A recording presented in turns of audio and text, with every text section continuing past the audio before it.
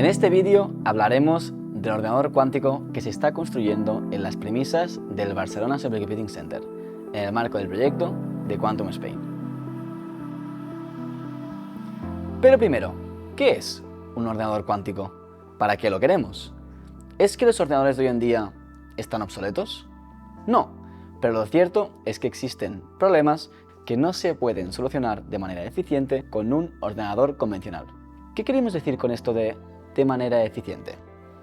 Nos referimos a que solucionar algunos de estos problemas con, por ejemplo, un superordenador nos llevaría más tiempo que la propia edad del universo.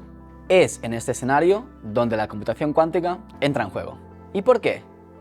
La computación cuántica puede potencialmente resolver estos problemas tan difíciles para los ordenadores convencionales. Gracias a los quantum bit o qubits, que son la unidad mínima de información de un ordenador cuántico, podemos utilizar propiedades exclusivas de la mecánica cuántica, como la superposición, para resolver problemas eficaz y rápidamente. Existen distintas tecnologías para fabricar un ordenador cuántico. En este vídeo nos centraremos en los ordenadores cuánticos con circuitos superconductores y hablaremos del qubit más popular para este tipo de tecnología, el Transmon Qubit. Así que empecemos. ¿Qué es un qubit? Un quantum bit, o qubit, es como codificamos la información en un ordenador cuántico. Un qubit es un sistema cuántico que puede existir en dos estados, normalmente denominados como 0 y 1. Al contrario de los bits, que solo pueden existir en los valores 0 o 1, los qubits pueden estar en una superposición de ambos, lo que significa que tienen una cierta probabilidad de estar en el estado 0 y una cierta probabilidad de estar en el estado 1. Esta superposición es la que nos permite almacenar más información que con los bits. Para mantener esta superposición, crucial para agilizar los cálculos, necesitamos evitar la decoherencia del sistema. La decoherencia es el proceso en el que un sistema cuántico pierde sus propiedades debido a su interacción con el entorno. La decoherencia causa que el qubit colapse en uno de los dos estados, el 0 o el 1, perdiendo así la superposición y el posible entrelazamiento con los otros qubits, es decir, todo lo interesante. Ahora que ya sabemos lo que es un qubit, ¿cómo fabricamos uno? ¿Qué condiciones debe satisfacer? Para obtener un qubit, necesitamos un sistema físico de dos niveles. A un nivel le asociaremos el estado 0 y al otro el estado 1. Por ejemplo, podemos usar como qubit los dos primeros niveles energéticos de un átomo multielectrónico. Eso sí, es necesario que estos dos niveles de energía estén suficientemente separados entre ellos. Además, la distancia entre estos dos niveles, a la que llamaremos gap, por cierto, tiene que ser suficientemente grande para que podamos controlar el paso de un nivel al otro sin estar condicionados por la temperatura, por ejemplo, que podría inducir efectos decoherentes. Sabiendo esto, vamos a intentar diseñar un sistema físico de dos niveles en un circuito electrónico. Si consideramos los componentes electrónicos básicos, por ejemplo, condensador, resistencia, bobina, cables, podemos diseñar un circuito muy sencillo compuesto por una bobina y un condensador en paralelo, es decir, un oscilador LC. La energía de este circuito, es decir, el hamiltoniano para nuestros espectadores físicos, es la suma de dos términos. El primero se refiere a la cantidad de carga que cabe en el condensador y el segundo término se refiere al flujo a través de la bobina, que es básicamente el potencial a través de la bobina en función del tiempo. Ahora podemos diagonalizar el hamiltoniano en el oscilador LC para obtener el espectro de energías. Vemos que la distancia entre los diferentes niveles de energía es la misma y definimos la frecuencia necesaria para saltar de un nivel a otro como omega 0,1, que solo depende de los parámetros del circuito. Con técnicas de microfabricación podemos escoger L y C para que la frecuencia del oscilador esté en el orden de los gigahertz. Si calculamos la temperatura asociada a esta frecuencia, obtenemos omega 0,1, similar a 10 GHz, que son 0,5 kelvins. Por lo tanto, si conseguimos reducir la temperatura ambiente a 10 milikelvin, el circuito nunca podrá obtener suficiente energía del ambiente para saltar de un nivel a otro. Así que se mantendrá en el estado 0, el fundamental, para siempre. Esa es la buena noticia.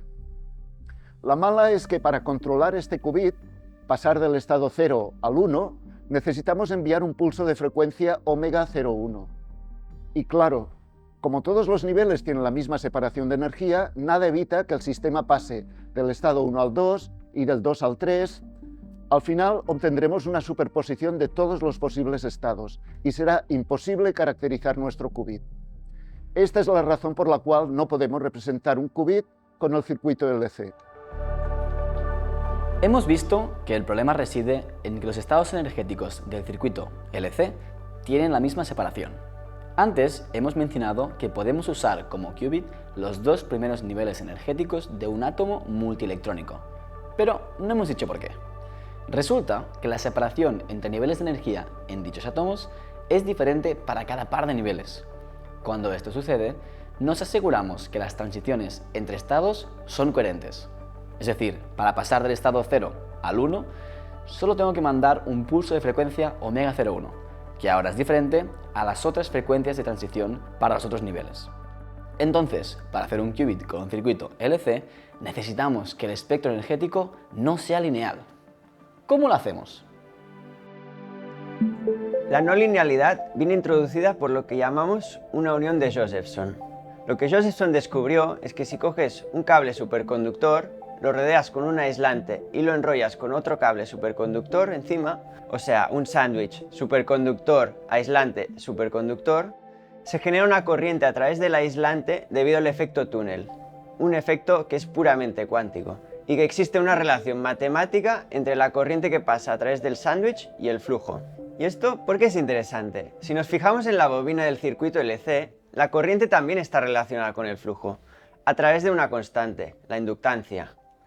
En el caso de la unión de Josephson, también tenemos una relación entre flujo y corriente. Podemos calcular la inductancia derivando la corriente en función del flujo y obtenemos que el sándwich se comporta como una bobina. Deja pasar corriente en función del flujo, pero con una relación que no es lineal. Recordaréis que la energía asociada a la inductancia en el circuito LC era proporcional a 1 entre L. ¿Qué valor tiene 1 entre L en este nuevo caso? Si reemplazamos la bobina por una unión de Josephson, en lugar de tener un potencial parabólico, tenemos un potencial cosenoidal. De acuerdo con la mecánica cuántica, los niveles de energía de este nuevo circuito estarán confinados en este potencial cosenoidal. Como ahora tenemos un potencial que ya no tiende al infinito, sino que está limitado a una energía finita, los niveles energéticos se redistribuirán de manera heterogénea, con diferente separación entre todos los niveles. Ya lo tenemos. Con un circuito formado por un condensador y una unión de Josephson en paralelo podemos hacer un qubit. En particular, este tipo de circuito superconductor es la estructura básica de los transmol qubit, que es justamente el tipo de qubit que instalamos en Quantum Spain.